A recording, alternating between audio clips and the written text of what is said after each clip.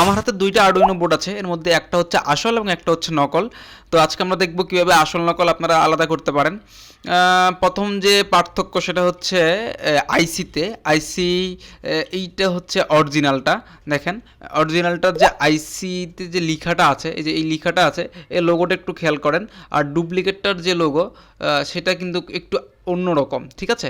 তো আপনারা যদি লোগো দেখেও যদি আলাদা করতে না পারেন, তাহলে যেটা দেখবেন যেটা আসল সেটাতে এখানে যে ক্রিস্টালটা আছে, এই ক্রিস্টালের গায়ে কিন্তু ফ্রিকোয়েন্সিটা লেখা আছে, যে ক্রিস্টালটা কত কত হার্জের সেটা কিন্তু লেখা আছে।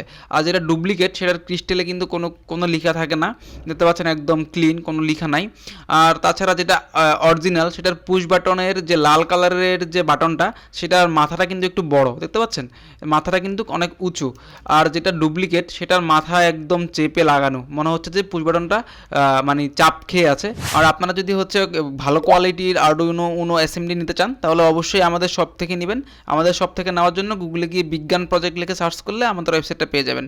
সকলকে অসংখ্য ধন্যবাদ ভিডিওটি দেখার জন্য।